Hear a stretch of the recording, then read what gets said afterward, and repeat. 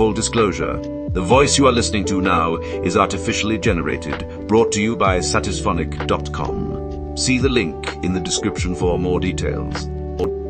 What is extremely rare but people think it's very common? People surviving keeper and waking up immediately acting normal and asking what happened. People surviving core at all. They say to keep doing it because a fractional chance of surviving is always better than certain death. When doing my first aid course for work, it was emphasized that the person who needed CP was already dead. We had not failed if they did not live. This was emphasized by one man returning for second course to keep his certification, had unsuccessfully done C for his certification, had unsuccessfully done C. I was an empt, and they told us they're already dead, so go ahead and break their ribs. If they survive to worry about it hurting you did them a favor. In the army, they told us you are not trying to save their lives. You are keeping their brain oxygenated until the medics will try to save their lives. Amnesia. It's common in fiction because it's convenient in ways that makes things easy for the writers. For example, explaining why someone's dark past is a secret which can be revealed later at the climax of the story. In real life, it's very rare and doesn't work like people think it does. I think I've watched every episode of Unsolved Mysteries, and I cannot count the number of episodes with a segment suggesting a missing person had amnesia and was just wandering around the wild without a clue as to who they were. I guess in the 80s and 90s this sounded plausible, or was a coping mechanism for people who didn't want to admit the truth about their missing loved one. But some of the stories are so far-fetched, it's hard to believe they believed it even then. I remember one where the guy wandering the desert claimed to have amnesia, but turns out he was a criminal on the run who had stolen a truck full of goods. He got caught right after the episode aired and still tried to play it off like he didn't remember his own parents during their reunion. I assume he was too deep into the grift at that point. Highly entertaining stuff. I believe it is medical fact that amnesia can be cured by delivering a second traumatic blow to the head, which reverses the effects of the first one. Stranger abductions of children represent less than 1% of all missing child cases, in the US at least. They are mostly runaways or family abductions. It's the same with sex trafficking. People think it's abductions of children and teens. Those are at the most 3%. The rest are people convinced to do it, or people dealing with what we used to call pimp. They might be forced due to addiction or poverty, but it's extremely rare for sex trafficking victims to have been kidnapped. Your statements are accurate, but one thing gets muddied, so want to add some clarification. More than 3% of sex trafficking victims are children, but only 3% or less are abducted. The vast majority of child trafficking victims are abused through their homes or other environments they are in. Abduction not required. When the victim is a prepubescent child, it's usually family or guardians. When it's a teenager, it's usually abusive older boyfriends. Many of them have bad home lives, and the boyfriend tells them that it'll be glamorous and to trust them, and they end up in a worse situation than they were in. In addition, many missing children reports are for the same child that has run away on multiple occasions or for custody disputes between separating parents. It doesn't matter though, the report goes through the same, so even though the majority of those children are home within a day, the numbers still stack up. Those numbers cause the general population think that there are many more children going missing annually than there are. People think it happens to 800,000 kids a year. If that were true, everyone would know families affected. A typical elementary school would lose a couple kids every year. There are over 100 kids in the US. It happens less than 100 times a year. Successfully suing a company for millions. Some Redditors will have you believe that any minor inconvenience should earn you some kind of massive payout. And the comments will assure you that the company will do anything to avoid bad press. I mentioned this in another sub tonight, but my mom successfully sued a famous retailer she worked for. They fired her while on workman's comp leave. Apparently, that's illegal in our state. She took home $250,000. I'd healthcare for life. Not millions, but life-changing money for sure. For her anyway. What they don't talk about is the ease you go through during a suit. It took almost 10 years. She was constantly being harassed by the other side. Forced to go to Dr. Apps over and over to have the same tests run over and over. It was a long nightmare. It doesn't happen often, but it does happen. There was this story of a YouTuber called Footless Joe. She's an amputee. She slipped and fell on her stump while at a restaurant. The restaurant didn't put a sign that the floor was greasy and a risk for people. She sued them, but she explained it is so extremely draining and drawn out, and they want to know everything, every detail of your life, whether you think it's relevant or not. She felt humiliated and exhausted, among other things, so she settled. She just couldn't do it anymore. The high road would have been to keep going and try to win, but the cost of it financially and emotionally was too much. Insanity pleas actually sticking. Ngre, not guilty by reason of insanity, becomes its own kind of nightmare when it actually does stick, with decades of institutional confinement and yearly court reviews mandated by law. I have clients who are still institutionalized today who would have been out of prison years ago if they had simply pled guilty. Kids given drugs at Halloween. Nobody wants to waste their money on giving kids free drugs. Remember, kids, if anyone gives you drugs, say thank you, because drugs are expensive. The look on my mother's face when I declared nobody would be giving me drugs for free. I didn't buy drugs or use any or anything of the sort, but the realization that nobody was passing out their product for free for literally no reason hit my mother like a train that year. Casting director here. Having a career in acting, I don't mean being famous. I mean paying your bills with acting alone. I would hazard being an exclusively working actor is about 1% of actors. But the amount of people still going into acting tells me people think otherwise. I'm guessing the same is true for musicians. People are always surprised when I say my dad is a musician. They're like, what for a living? My parents met working at a restaurant in the 80s. My mom was a waitress and my dad was a busboy. She heard him play the guitar and told him, move in with me, quit bussing tables and focus on your music. I'm told all their parents, my grandparents, were not happy with this arrangement. We didn't have much money when I was little, but my dad gradually became more and more successful. Now my dad does gigs, private lessons, has kids, traveled with some bands, is a music professor and wrote a music book that's used in college classes. He is just all about music. It's his life. I'm really proud of him and glad my mom believed in him. See, I wanted that life, but wasn't good enough of a bass player, so I became a stagehand instead. 17 years in, and I'm now the crew chief at an arena complex, running concerts, spotlighting NBA games, and about to become the production head for a whale team. You don't have to be a musician to have a career in music. Authors too, I would think. In his book on writing, Stephen King says that he considers you a successful professional author if you sold a story, the check didn't bounce, and you were able to pay your electricity bill with it. That should give you an idea of how hard it is to make a living as an author. Writer here who has made enough to be self-sufficient.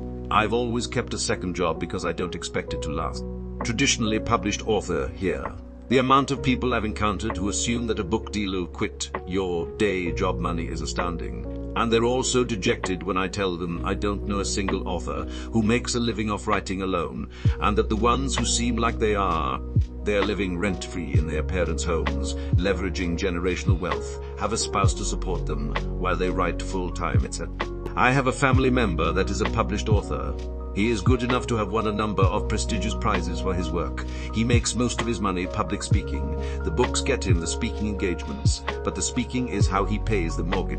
I have a friend who's had 2 books published. They've done moderately well. I remember him telling me long before the first one that he expected to always have a day job because Stephen King's are the rarest of the rarest of the rare. So far, he's right. He said he's a lot happier than most of his writer friends because they have such unrealistic expectations and feel as though they are failures, even when they are published. Actor here. Did the nice grind for a while and can confirm. A lot of actors think once I book this film or get on Broadway, I'm set. Not realizing that you can still go long dry periods, even after being in a success film or Broadway run. Had that happen to a few of my friends, it can be a long and brutal grind. Stage actor for 15 plus years here. Musical theatre and Shakespeare primarily. I can 100% confirm this is true. Actors in school think if they are talented that they will consistently work. Talent is for the actor. In reality, theatres cast for a variety of reasons that have little to do with talent. Maybe you're too tall, too short, too fat, too skinny, too blonde, too young looking, etc. Couple that with the fact that theatres often cast their friends. It's always a rigged game. The role rarely goes to the best actor, sometimes not even the best actor for the job. It only gets worse once you join the professional union. Not better, theatres hold auditions with some roles precast. Sometimes they won't even disclose that fact. Shitty, yeah, but no one cares. Can't travel 6-10 hours to an audition for a 3-minute slot at some random theater in Maine. Shit out of luck. Video submission. Maybe. They also might not watch them and prefer actors who audition in person. Don't live in Nice, one of the most expensive cities in the world. You're fucked. God forbid you have a better quality of life elsewhere with that meager paycheck. No, theaters consistently hold auditions on site and New York City. The most you can hope for sometimes is a video submission, see above. In an ideal world, actors could live doing what they train to do, but not in the industry's current state. The pandemic has exacerbated pre-existing issues as well. The market feels more saturated than ever. Theaters have closed and there are less jobs to go around. Thousands of actors desperately grabbing at gigs that used to be a cakewalk, honestly. The most cutthroat audition process I've ever been involved with was this year, and for a theater that is known to be toxic. But people were clawing for it, even with that knowledge. And hell, I'm actually more successful than some of my peers. I pull leads, get hired a few times a year, and have a strong resume. But it doesn't really matter. None of that is enough to have a sustainable life. At all. You just have to really, really, really, really love it. Because it's a rigged, unsustainable career, and you'll fight tooth and nail to keep it active in your life. I'm the only actor from my university that is still actually performing. Maybe because I'm dumb. Who knows? Me. I have a love-hate relationship with my career. I've walked away a few times, but it always pulls me back, lol. I can honestly say that when you're in your element, on stage and feeling like you're doing what you really excel in, there's no substitute for that. Was I happier during the 5-year break I took while living overseas? Yeah, I was just living in China, teaching drama to little Chinese kids, and not performing at all. But it's the first time in my life I had stability and structure. It was a nice change, but, you know, this profession has a way of making you miss it. It's the moments in between gigs that could be made so much easier. There's so much archaic, dated crap that the theater world needs to sort out before things get better. Alright, I've added to this thing a gazillion times at this point. I guess I needed this rant. It's tough out there, folks. Your kid becoming a pro or even college athlete. I'm a teacher. I run into this all the time. I'm gonna be in the Inbai. Oh, are you on the school team? No, I got cut. They're bad anyway. Why would I play with them? My son, I don't need to practice now. I'm not going to be a pro until I'm older. As a coach, this pains me to read low. If he's grade 6 or below, he kinda has a point. However, if he's middle high school, it's a different story though. Messi got recruited by Barcelona at age 13, to put into context. By that time, he had already been in the Nob Youth Academy for 5 years and scored 500 goals or so. Top athletes don't luck into it, they work for it. This is my poor, deluded son. I tried to give him some reality without breaking his spirit. He is the shortest kid in his class and not on any teams, but he's going to be in the NBA, like Stephen Curry, who is also short. Stephen Curry is 6'2". I wish got that reality check. I was 5'6" as a freshman and thought I was huge motherfucker. I was also 220s and strong, as fucking thought I was gonna go pro in the M-flow cause of my size.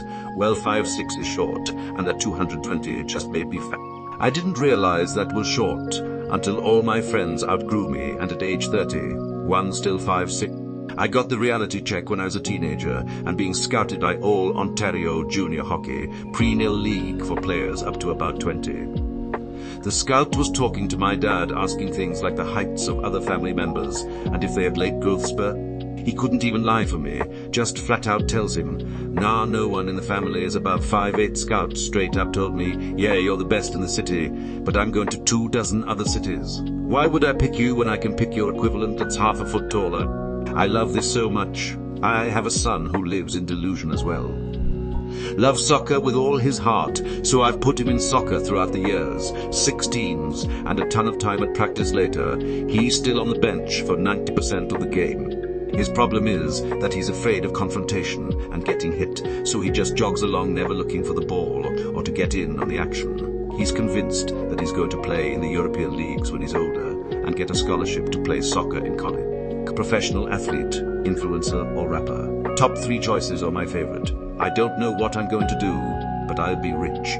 I have noticed with a lot of influencers, even the niche channel ones, like knitting, nail polish, food history, or historical sewing, they all seem to be failed actors, or at least got experience in the theatrical arts, which goes a long, long way to presenting oneself on camera and being engaging enough for people to come back. Just having a hobby or interest that sounds like a good idea for YouTube is unlikely going to parlay into a good YouTube channel without some background in acting. I mean, it is certainly possibly, but I have noticed those can be quiet, wooden, and really only get the views of those with a similar niche interest, as opposed to drawing new people in. My mom is a teacher. She also went to high school with 2 guys who ended up playing professional sports. One was in the NFL and I think the other played mob. Both of their careers were fairly short and they needed an ordinary non-athlete job after that. She tells this story to all her students who think they don't need no education because they'll be pro athletes one day. I live near Ing Academy. Parents pay $60,000 a year for their kids to train and play on their sports teams. Maybe some will get a full ride scholarship somewhere, but they have paid more for Ing over 5 or 6 years than college would cost. I always wonder what the percentage of students turn pro. They originally started as a tennis academy, but I don't think any tennis stars have come out of there since Agassi going missing in the Bermuda Triangle. And the reason that it is so common is because the Bermuda Triangle is actually one of the most heavily trafficked area of any ocean. It's like comparing the busiest highway on the planet to a road through the desert. Of course, the highway has more accidents. I was so worried about this as a child. Like if we took a plane anywhere in that area. We never did. Would it take us? Walking into an alley in Manhattan happens all the time in shows movies. In reality, there are like 1 or 2 in the whole borough. Blimps. There are only around 25 left. It would be cool if there were more blimps and hot air balloons. There is probably some big reason why they aren't a thing anymore, but they are amazing. I actually looked up this answer recently for my son. A blimp uses a ton of helium and they just aren't cost efficient. If I remember correctly, it's around $100,000 to fill 1 blimp with helium. I think of the 25-ish still in existence. Only about half are still being used. Should just use hydrogen. It's cheaper. Not sure if I'd really say rare, but I think a lot of people think it's common for legislators to introduce bills with the intention of trying to pass them, but for most representatives, they're introducing bills that they know will never pass so they can show their constituents they stuck to their campaign promises and blame it on the other side when they never even really did anything to even try to get it a hearing. I work in policy, and when I first started, I knew it was bad, but dear God, it's even worse than I thought.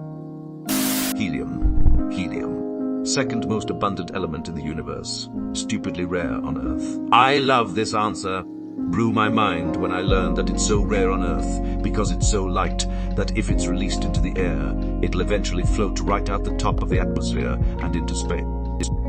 Being awake during a surgery under general anesthesia. Patients worry about it all the time, but I've been doing this 19 years and never seen a real case of this. My dad woke up during anesthesia, scared the crap out of the doctors operating on him.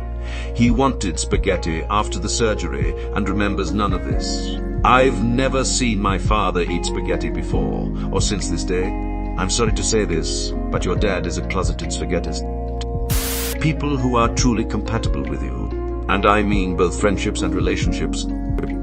Green eyes.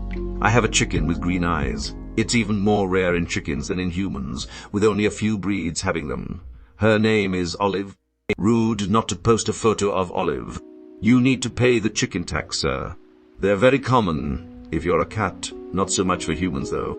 Man, this might explain why a cashier at the gas station looked me with a straight face and said, "Your eyes remind me of my dead cat." Didn't know if I should say thanks or sorry, so I said both later. Savant abilities in autism. We have Rain Main to thank for that, largely, but there are big questions as to whether the guy this was based on actually should have been diagnosed with something other than Often people think someone has savant abilities simply because they can't imagine someone with a normal ability to memorize things, putting in the number of hours it takes to, say, memorize every single national flag, when nopey, they just spent a lot of time poring over an atlas as a kid because that's what they wanted to do rather than memorizing Pokemon names or whatever. My son in this example. I hate that I got the stupid bitch autism and everyone expects the smart kind love. There are geniuses in the autistic population, but they are not more prevalent than in the normal population. Both can co-occur, but they aren't linked. Making a living off just your art alone. Musicians, artists, filmmakers, dancers, that whole lot. What we see on TV and movies are the cream of the crop. Not that they are necessarily the best, mind you. They've just risen up somehow, and are a very small percentage. Most artists of whatever medium will stay in relative obscurity, i.e., you're a regional act. You gain some glint of fame, and yes, admiration, even inspiring others. But when you're not on tour, when you're not in the studio, you're working a job that pays the bills. I think the key to success here is that you find a job you like, are good at, and allows you to do your art without interference.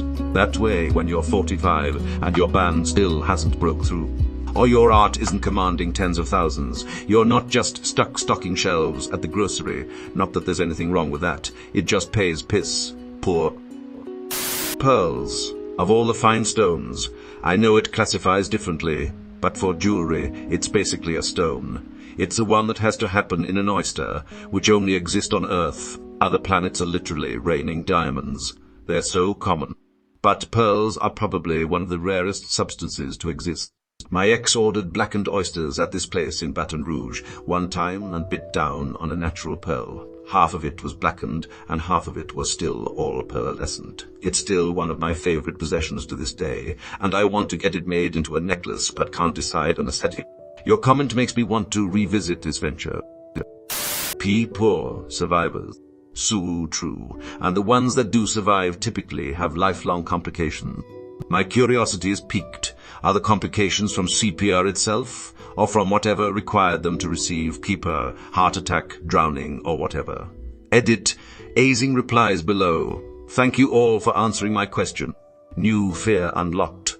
In my experience, work in the IQ, it's typically from lack of oxygen due to whatever caused them to need keeper. They'll get what's called an anoxic brain injury, and if they do stabilize after keeper, many times they'll have huge neurological deficits or end up brain dead.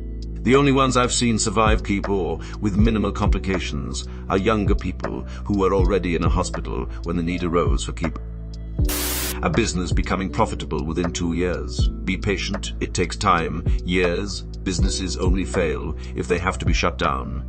Keep them alive, ride out the time factor, and enjoy success down the road. I've owned my business going on 16 years. I wasn't about to comfortably support myself until about year 5, and even now I'm incredibly frugal, as COVID almost made me lose so much work.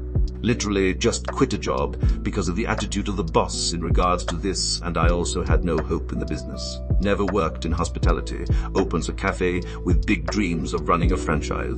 Sure buddy, okay, but I have 16 years barista experience and happy to try to help him make his big dreams come true. 1 month in he's complaining we aren't getting enough customers in to survive. Keeps talking how we need to make $1,000 a day to keep going. Realized this dude must have screwed up his money before even opening, that matched with a constantly souring attitude, and his unwillingness to do anything to actually make it busier had me running for the door. He just thought he would open the doors and bam, instant profit, while he sits back and lets other people make him money. Couldn't make him see sense that is not how any cafe works. Edit. This is in Australia too, where it can be extremely competitive in the cafe market. Yet he got a place within view of 3 other cafes and didn't have any plans to bring anything new or better than what they offered. Honestly, could write a book on this guy given the chance. People are delusional. The father of a friend of mine owned a well-established niche business that he quite literally built from the ground up, blood, sweat and tears. Fast forward about 25 years, and he was ready to enjoy the fruits of his hard labor, sell the business, and enjoy life. He ended up selling it to an investment group, and as part of the sale, he offered to stay on in a consulting capacity for 2 years to help with the transition, and all he asked was a yearly salary that was equal to Iraq 0.35% of the prior year's gross ASI. I don't know if that's how he calculated it, but just to give you an idea of what a drop in the bucket it was, he was not asking for anything outlandish. Investment group is like, nah, we know what we're doing. We've done it before. We don't need you. Take your money and go. So that's exactly what he did, and this investment group ran the business into the ground in under 2 years. Smith. Being offered free drugs. I was told by a talking giraffe that I would be offered free drugs left and right. I feel very cheated. Shark attacks resulting in death. Natural triplets. Toxic shock syndrome from wearing tampons. When tampons were first made, women were told that one tampon can last her whole period, which was causing toxic shock syndrome, and even then, it wasn't super common. Now we are more educated and don't wear tampons for that long, so it's very rare for toxic shock to happen unless you forget to take a tampon out for weeks. Women were told that one tampon can last her whole period. Shudder. Plane crashes. I know your lizard brain doesn't like it, but flying is the safest mode of transportation. Edit. Because a lot of people mentioned it, I am specifically referring to commercial jets and the like. Small planes and helicopters are way less safe.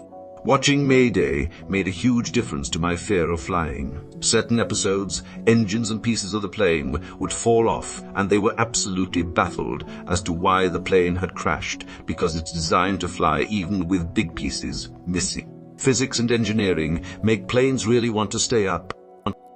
Healthy relationships without putting in work. It shouldn't be a constant struggle between two people, but so many people expect it to always be smooth sailing and to not need to grow or accommodate or problem solve. Your screenplay being adapted or your book being published. Mine just got published. Took 10 years. Helium on Earth. We don't think twice about it, but it's only about 5% of the Earth's atmosphere. Some estimates say we could run out of helium by 2030. It's the only element on the planet that is a completely non-renewable resource. As it seeps out of the ground and rises up, it's the only element to escape Earth's gravity, so it's gone forever. Oct. On top of that, people truly don't realize what oct is. It's not always counting, being super clean, or washing your hands a ton. It's having to do something over and over again until it feels right or your brain convinces you that something horrible will happen. It's really horrible intrusive thoughts that make you feel legitimately crazy. Not what if I did this silly thing. Oct is not something you want to have.